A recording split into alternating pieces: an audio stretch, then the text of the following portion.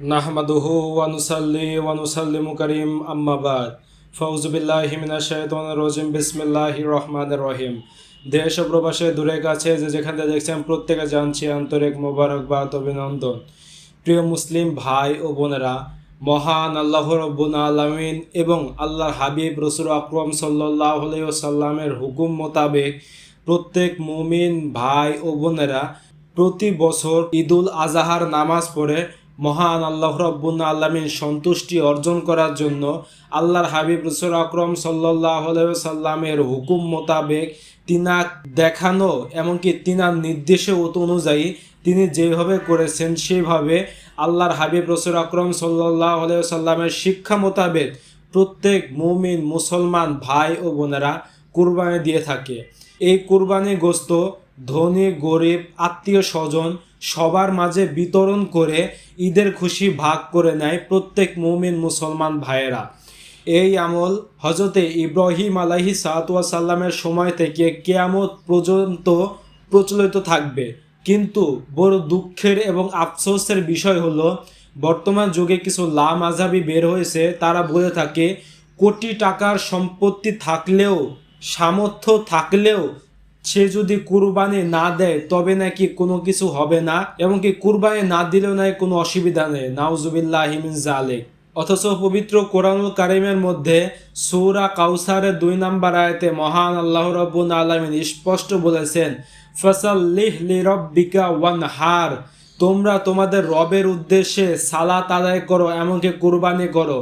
প্রিয় দর্শক শ্রোতা, দেখুন এখানে মহান আল্লাহ রাব্বুল আলামিনের সন্তুষ্টি অর্জনের জন্য আল্লাহ পাক নিজে কোরআনের মধ্যে উল্লেখ করেছেন, তোমরা তোমাদের রবের, তোমাদের প্রভুর, তোমাদের খোদার সন্তুষ্টি অর্জন করার জন্য তোমরা কুরবানি করো।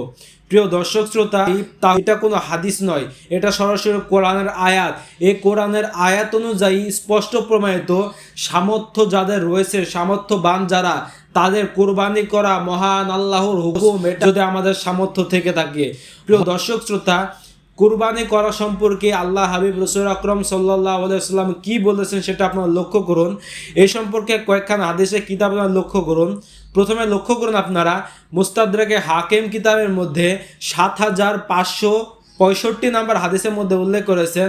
মুসনাদে আহমদ কিতাবের মধ্যে 8273 নম্বর হাদিসের মধ্যে উল্লেখ রয়েছে।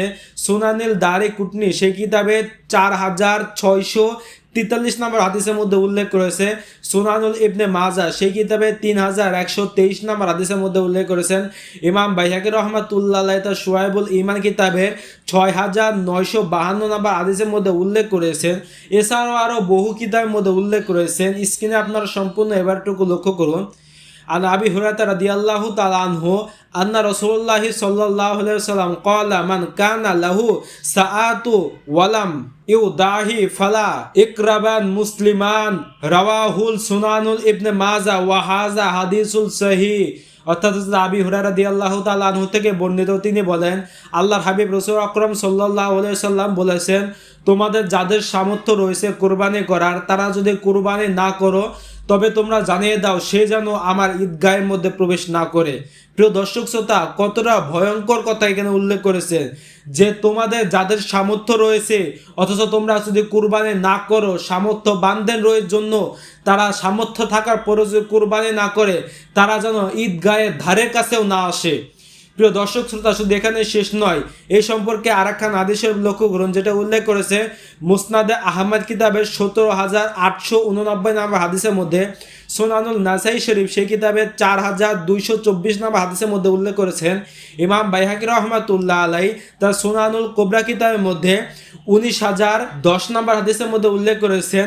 হাফিজ ইবনে কাসির রহমাতুল্লাহ আলাইহি জামিউল আহাদিস ওয়াল সুনান সেই কিতাবের মধ্যে 2020 নম্বর হাদিসের মধ্যে উল্লেখ করেছে। স্ক্রিনে আপনারা সম্পূর্ণ হাদিসটুকু লক্ষ্য করুন। মেকনাফ ইবনে সুলাইমান রাদিয়াল্লাহু তাআলা আনহু ক্বালা ওয়া নাহনু মা'আন নবী সাল্লাল্লাহু আলাইহি ওয়াসাল্লাম ওয়া হুয়া ওয়াকিফুন বি আরাফাতিন ফাকালা ইয়া আইয়ুহান নাস ইন্না আলা কুল্লি আহলে বায়াত আও আলা কুল্লি আহলে বায়াত ফি কুল্লি আমিন আদহাতা ওয়া আতিরাতান। অর্থাৎ হযরত মেখনাফ ইবনে সুলাইমান রাদিয়াল্লাহু তাআলা আনহু থেকে বর্ণিত, তিনি বলেন নিশ্চয় আল্লাহর হাবিব রাসূল আকরাম সাল্লাল্লাহু আলাইহি ওয়াসাল্লাম একবার আরাফার ময়দানে দাঁড়ালো। আরাফার ময়দানে দাঁড়িয়ে আল্লাহ হাবিব রাসূল আকরাম সাল্লাল্লাহু আলাইহি ওয়াসাল্লাম বলেছেন, ফাকালা ইয়া আইয়ুহান নাস, হে মানব মণ্ডলী, অর্থাৎ মুমিন মুসলমানদেরকে উদ্দেশ্য করে বলেছেন, হে মুমিন এবং মুসলমানেরা, তোমাদের মধ্যে যাদের সামর্থ্য রয়েছে তারা কুরবানি করো, কুরবানি আদায় করো, এটা তোমাদের প্রত্যেকের জন্য ওয়াজিব এবং কি আল্লাহর হুকুম। অতএব এতগুলো হাদিস থাকার সত্ত্বেও, পবিত্র কোরআনুল কারীমের আয়াত থাকার সত্ত্বেও যারা বলবে কোটিপতি হলেও তার জন্য কুরবানি ফরজ নয় বা কুরবানি না করলে কোনো অসুবিধা নেই, এই কথা যারা বলবে নিশ্চয় তারা ইসলামের দুশমন, তারা কোরআনের দুশমন, তারা আমার হাবিবের দুশমন, তারা রাসূল পাক সাল্লাল্লাহু আলাইহি সাল্লামের দুশমন, তারা ইহুদের দালাল, তারা মুসলমানদের মধ্যে ফিতনা সৃষ্টি করছে, ফিতনা সৃষ্টি করে মুসলমানদের ঈমান আমল দুইটা নষ্ট করার জন্য কুরবানি না করলে অসুবিধা নেই এই সম্পর্কে ফতোয়া দিয়ে থাকে। অতএব প্রিয় দর্শক শ্রোতা, আমাদের যাদের সামর্থ্য রয়েছে আমাদের প্রত্যেকের উচিত প্রত্যেক বছর ঈদুল আজহার নামাজ পড়ার পরে কুরবানি দেওয়া আমাদের প্রত্যেকের জন্য জরুরি। মহান আল্লাহ পাক আমাদের সকলকে সহি বুঝ দান করুক, আমিন। আসসালামু আলাইকুম ওয়া রাহমাতুল্লাহি ওয়া বারাকাতুহু।